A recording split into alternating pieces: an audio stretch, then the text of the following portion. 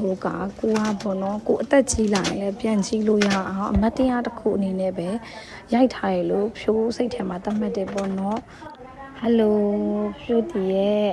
ဒီ cooking vlog လေးမှာကြိုဆိုပါရပေါ့နော်ဒီနေ့ကတော့အိမ်မှာထမင်းဟင်းချက်ပါမယ်ရှင်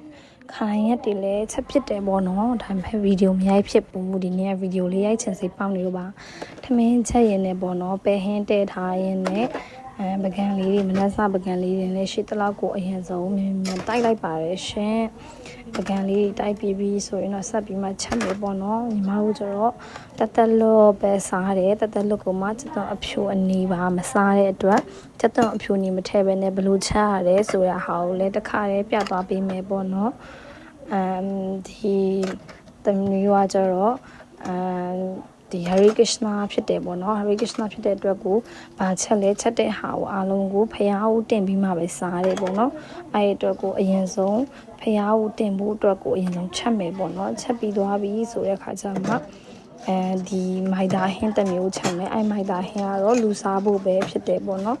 အခုဟင်း၃မျိုးကိုဘယ်လိုချက်ပြသွားမလဲဆိုတာကဖြိုးနဲ့အတူတူလိုက်ကြည့်ပေးကြအောင်နော်အရင်ကဆိုရင်ပေါ့နော်ဒါလိုမျိုးပကံစီးပြမှာလုတ်ပြမှာဆိုရင်နည်းနည်းလေးဘယ်လိုပြောမလဲရှက်တယ်ပေါ့နော်အခုဆိုရင်ပေါ့နော်ကိုယ်အိမ်နဲ့ကိုဘာမှရှက်စရာမရှိဘူးကိုလုတ်တော့ချို့ကဆက်လီလည်းမဟုတ်ဘူးအဲ့တော့ကိုလုတ်တွေကိုလူတွေအများကြီးကြည့်ဖို့လည်းမမျှော်လင့်ဘူးဒါပေမဲ့ကိုယ့်နဲ့ကိုယ်အမတ်တရားလေးဖြစ်အောင်ပဲ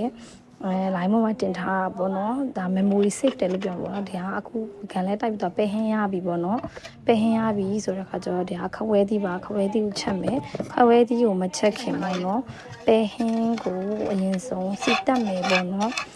စီတက်မဲ့ခါကျရင်တော့ညီမတို့ကဒီဘာပြင်းတော်တင်ရွက်နေပေါ့နော်စီတက်ပါတယ်ပြင်းတော်တင်ရွက်နဲ့မဆလာတွေနဲ့ပေါ့မုံငင်းစီနဲ့ပြီးတော့ညီမတို့ဂျင်းထည့်တယ်ပေါ့နော်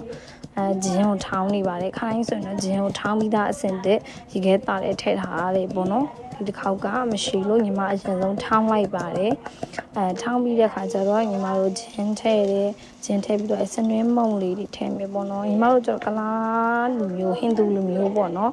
ဟိန္ဒူလူမျိုးဆိုတဲ့ခါကျတော့မဆလာတွေအစုံစားတယ်ဒီမဆလာတွေတစ်ခုချင်းစီမှာလည်းသူ့ဓာတ်နဲ့တူရှိပြီးသားပေါ့နော်ဘာထည့်ရင်ဘာဓာတ်ဘာထည့်ရင်ဘာဓာတ်ဆိုအနေငယ်အကုန်ထည့်ပြီးရတဲ့အတွက်လीနော်တကယ်တမ်းပြောမယ်ဆိုအကုန်လုံးစိတ်ပတ်ဝင်တယ်တချို့တွေဆိုရင်ပဲစားပြီးဘိုက်ပြတ်တယ်လို့လေးနာရလို့ဖြစ်တယ်ပေါ့နော်ဒါပေမဲ့ညီမတို့ဟိန္ဒူလူမျိုးတွေဆိုရင်အမြဲတမ်းပဲစားနေရပဲပေါ့နော်ဒါပေမဲ့ဘယ်တော့မှအဲ့လိုမျိုးဘိုက်ပြတ်တယ်ဘိုက်အောင်နေဆိုတာမဖြစ်ဘူးပေါ့နော်ဘာလို့လဲဆိုတော့ဒီလိုမျိုးအကုန်လုံးထည့်လို့ပါဒါကတော့ထောပတ်ပါထောပတ်ကတော့အနံ့မွေးအောင်လို့အနေငယ်အပေါ်နေထည့်တယ်ဒါကတော့စီတက်လိုက်ပါပြီရှင်